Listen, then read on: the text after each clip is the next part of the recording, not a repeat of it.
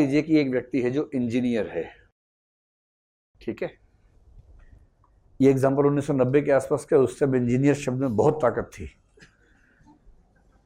आज उस शब्द में वो ताकत नहीं बची है, लेकिन उस जमाने में इंजीनियर का मतलब कुछ और ही होता था कि ये क्या करते हैं इंजीनियर, अच्छा अच्छा प्रणाम इंजीनियर है। इंजीनियर का ये मतलब होता था उस जमाने में। हाँ, मतलब विवाह के बाजार में नंबर 1 पर जो रहता था वो इंजीनियर होता था, डॉक्टर नंबर 2 पे आता था उस जमाने में। आईएएस तो खैर नंबर से ऊपर है, उसकी बात तो हमेशा से लग रही है, लेकिन बाकी सबकी बात करें तो इंजीनियर है।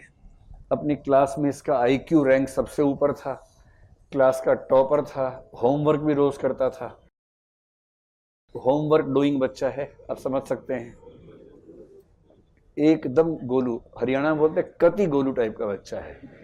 कति का मतलब एकदम ऐसा बच्चा है, सीरियस टाइप का, होमवर्क करने वाला, किसी से गलत बात ना बोलने वाला, बुरा ना देखो, बुरा ना कहो, उस टाइप का बच्चा है, ठीक है। जब स्कूल में 12वीं क्लास का एग्जाम, उसने टॉप किया, पूरे जिले में क्या पूरे राज्य में टॉप किया, देश में नंबर 2 पे आया है, ठीक। और मम्मी का दुलारा है, मम्मी से बिना पूछे तीसरी रोटी भी नहीं खाता है। मम्मी ने 2 बताई हैं, 2 ही खाता है। मम्मी ने एक बार बचपन में कहा था बेटा 2 रोटी खानी चाहिए, तब से 2 ही खा रहा है। नेक्स्ट कमांड आएगी तब चेंज करेगा, उसको पेट की भूख से कोई मतलब नहीं, मम्मी की कमांड से मतलब रहता है, ऐसे वाला बच्चा है। फिर उसने बीटेक किया, उसमें टॉप किया, क्योंकि मम्मी ने कहा था बेटा रोज 6 घंटे पढ़ना, तो रोज पढ़ता 6 घंटे तब से।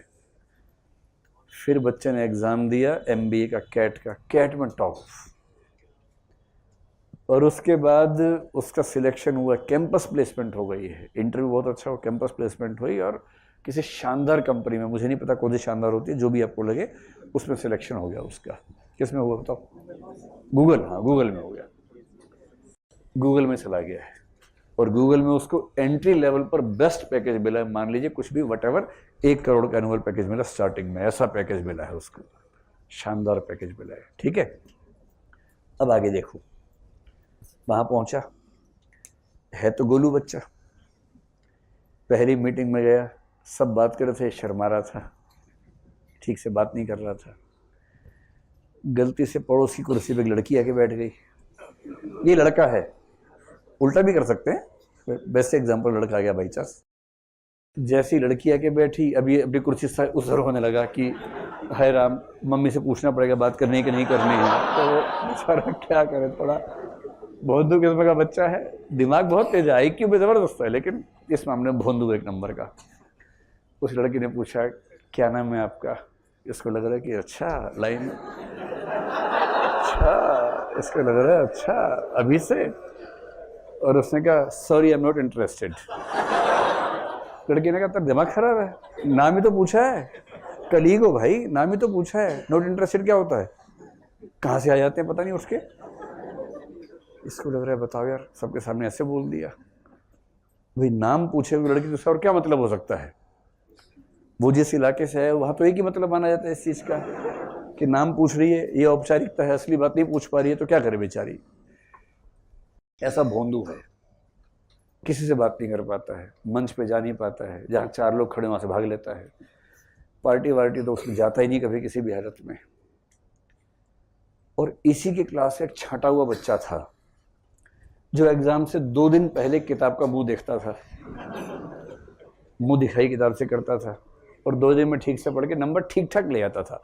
उसने कभी टॉप नहीं किया, उसे कभी टॉप करने का अरमान भी नहीं रहा, उसे इस बात का दुख भी नहीं कि टॉप नहीं किया, वो इस बात से खुश है कि उसने पूरा साल ठीक से जिया, न कि अपना साल खराब किया टॉप करने के चक्कर में। स्मार्ट है, कोई शादी ब्याह हो वहाँ जाके डांस करता, खाना खा के आ जाता है। मस्त मौला आदमी। और ये इसी कंपनी में इसने भी इंटरव्यू दिया, इसका सिलेक्शन हो गया, छोटे पद पर हो गया। भाई साहब का हुआ 1 करोड़ के पैकेज पे, इसका हुआ 5 लाख के पैकेज पे। इसका काम छोटा मोटा है, सबका हालचाल पूछो, चाय वाय देख लो पी रहे कि नहीं पी रहे, उस तरह का काम है इसका। ये डेनियल गोलमैन का एग्जांपल दे रहा हूं मैं आपको, मतलब मैं भाषा बदल रहा हूं, उसको भारत का कर दिया, लेकिन एग्जांपल उसी का है। इस बात की पर्याप्त संभावना है कि 3 साल के बाद ये दूसरा व्यक्ति पहले व्यक्ति से आगे निकल जाएगा, और वो निकलेगा इसलिए नहीं कि आईक्यू ज्यादा है, इसलिए कि ईआई ज्यादा है। और जैसे जैसे वो आगे बढ़ेगा इस आईक्यू वाले को तनाव हो जाएगा। आईक्यू वाला जो है ना, ऐसे लोगों को नर्ड कहते हैं आजकल, नर्ड, पढ़ाकू टाइप का, मतलब रात दिन पढ़ने वाला जो बच्चा होता है नर्ड है। इसको तनाव हो रहा है कि मैं क्यों आगे नहीं बढ़ पा रहा हूँ, ये इतना खराब बच्चा था क्लास में, झूठ भी बोलता था ये तो, इसको नौकरी मिल कैसे गई और ये आगे बढ़ता जा रहा है, और मैं जो सतयुग का बच्चा हूं मैं आगे नहीं बढ़ पा रहा हूं। अब इसको तनाव हो रहा है। इसके पास तनाव का समाधान एक ही है, इसने सीधे गूगल पे गया, अमेजोन पे गया, बुक ढूंढी, हाउ टू बी स्मार्ट। सबसे गोलू स्पीशीज वो है जो हाउ टू बी स्मार्ट के लिए किताब पढ़ती है। हाउ टू गेन कॉन्फिडेंस, इसकी एक किताब और पढ़ लेते हैं। Don't say yes if you want to say no, इसकी भी किताब पढ़ते हैं। फिर तो इसने हाउ टू बी स्मार्ट किताब खरीद ली, गूगल से मंगवा ली, अमेजोन से, उस पूरी किताब को पढ़ा, उसके नोट्स बना लिए, ये समझ गया कि स्मार्ट कैसे बनते हैं। अब इसको पूरा पता स्मार्ट कैसे बनते हैं। तो अब ये बताइए कि किताब पढ़ने के बाद नोट्स बना लिए, रिवाइज कर लिए, अब नेक्स्ट डे ये गया ऑफिस में, तो आज ये स्मार्ट हो जाएगा? नहीं होगा, क्योंकि इसने उसकी भी कौन सी लर्निंग की है? कॉग्निटिव लर्निंग की है। और कॉग्निटिव लर्निंग से स्मार्टनेस नहीं आती है, इमोशनल इंटेलिजेंस नहीं आती है। कॉग्निटिव लर्निंग से मैथ्स आ जाएगा, साइंस आ जाएगा, इतिहास आ जाएगा, भूगोल आ जाएगा, एथिक्स आ जाएगा, एथिक्स मतलब नोट्स आ जाएंगे, आंसर्स आ जाएंगे। लेकिन अगर आप सोचते हैं कि ज्ञान जीवन में उतर जाएगा, वो कॉग्निटिव लर्निंग से नहीं आता है। उसके लिए चाहिए इमोटिव एंड सोशल लर्निंग, जो गोलमैन का सिद्धांत है। और ये कैसे होता है? ये होता है बार बार, सैकड़ों हजारों बार अभ्यास करने से। इतना अभ्यास करना कि न्यूरॉन्स के पाथ वैसे बन जाए। किसी पार्टी को देखते जो डर पैदा होता है, उसके बजाय आकर्षण आने लगे पार्टी को देखते ही। और ये तब होगा जब सैकड़ों बार उस चुनौती को झेल कर वो काम करेंगे जिस काम को करने में रूह कांपती है। इसलिए गोलमैन ने कहा कि इमोशनल इंटेलिजेंस सीखना असंभव नहीं है, संभव है, लेकिन इसको सीखना गणित सीखने जैसा नहीं है।